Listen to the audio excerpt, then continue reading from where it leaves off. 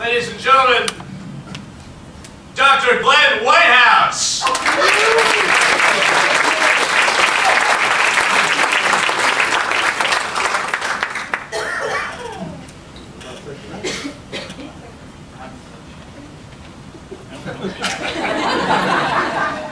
Glenn Whitehouse, sports fan. Well, greetings. It's great to see so many people coming out to honor Dr. Maria Roca. We have people like Myra Mandible and Martha Rosenthal representing the hundreds of faculty we have here at FGCU.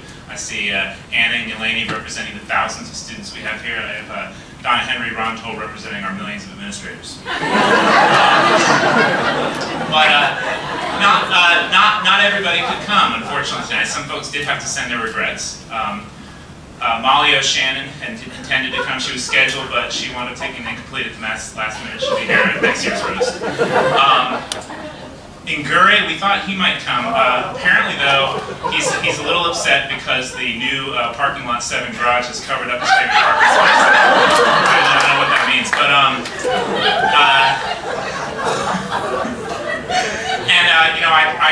I told Hudson Rogers that he should be here, but I couldn't come up with a justification that was convincing to him. For those of you who don't know me, my name is Glenn Whitehouse. I've known Maria for many years, 11 years now.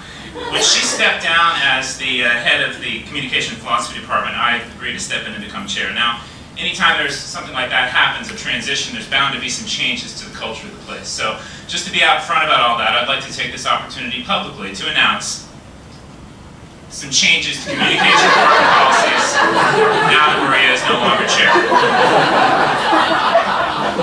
Change number 1. From now on, seniors at graduation are entitled to one and only one hug per student. Change number 2.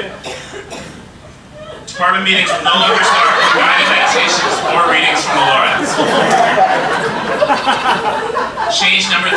One dead cat excuse per student per term, no exceptions.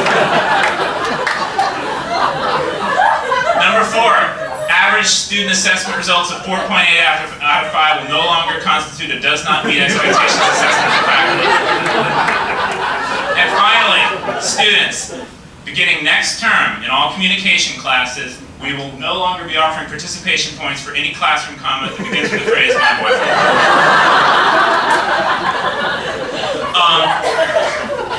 Now, whatever changes might be coming, we should honor Maria for her long service here. She's really been here through a lot of really important decisions here at FGCU. For instance, a lot of you may know, or you may not know, that Maria was actually instrumental in advocating for the motto that we have on all our admissions material. You may have seen this, SOAR, right?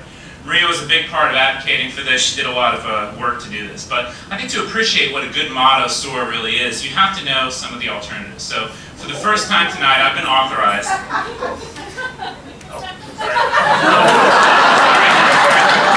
mean to do that. For the first time tonight, I've been authorized to let you in on some of the rejected mottos for FGCU, some of the ones that didn't make it.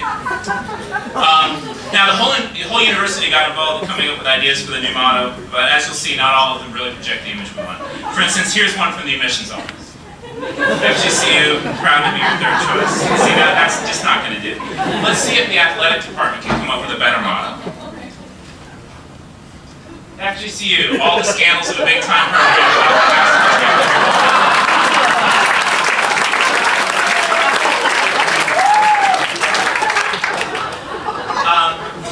Now, you know, one of the things that makes FGCU different and unique is the fact, different than other institutions, is the fact that we do not offer tenure to our professors. The folks in human resources thought about that issue and came up with this possible motto for FGCU.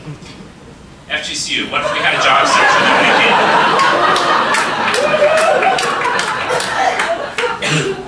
That's catchy, but you know, really, the folks in community relations, are trained PR professionals, and they deal with the press every day. So they should probably be able to come up with something that really encapsulates FGCU's image out in the community. Let's see what they came up with. Here we go. Politically correct. Ecologically correct. Anatomically correct. FGCU.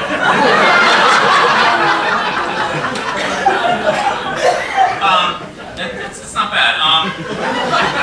Down Now, of course, the administration, they also got involved in coming up with some possible slogans for FGCU. Here's one that came from our previous president, Bill Merwin. This, I think, has some of the same sort of style as SOAR, but it really kind of captures the unique leadership style that he brought here to FGCU. Let's see what he came up with. FGCU. Ready, fire, aim.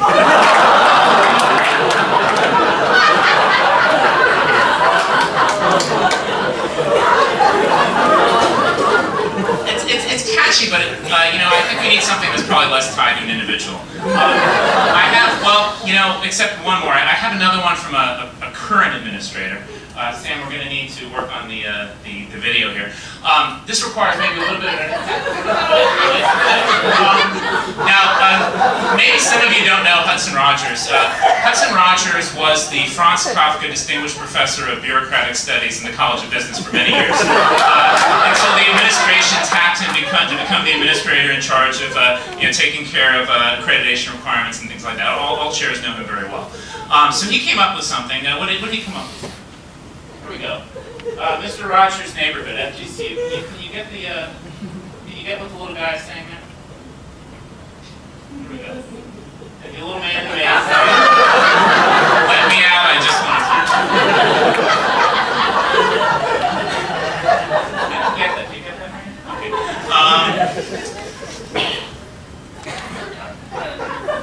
Okay.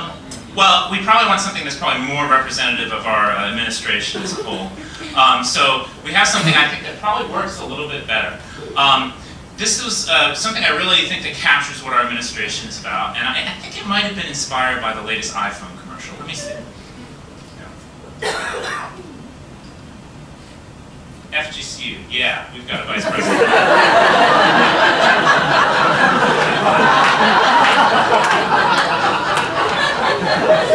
Well, that's very true, but still, I think that I think SOAR is probably a better model. So thank you, Maria, for advocating that. Really, thank you, Maria, for everything you do to make FGCU a better, more humane, and more caring place to work. You know, those of us who have the great fortune to work in close proximity to Maria know the kind of extraordinary bond that she has with students. You know, she listens to them, she shares their troubles, she gives them a shoulder to cry on, kind words of advice to take home, and so students follow her in droves. When Maria comes back from her class, it's kind of like the Pied Piper of Hamelin returning back somewhere.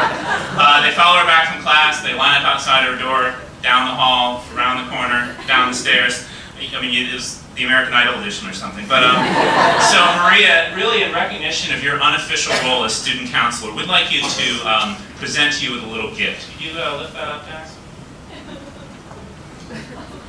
This is, again, an appreciation and a little thing for your office. You want to open it, Maria?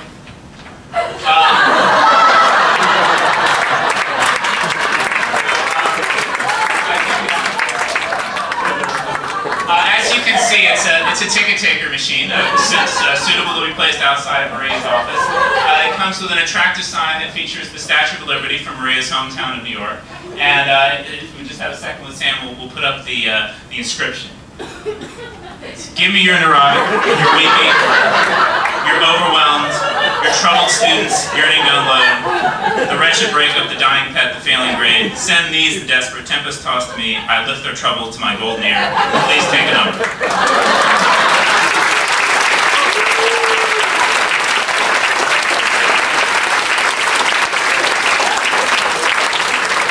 Ladies and gentlemen, Dr. Glenn Whitehouse.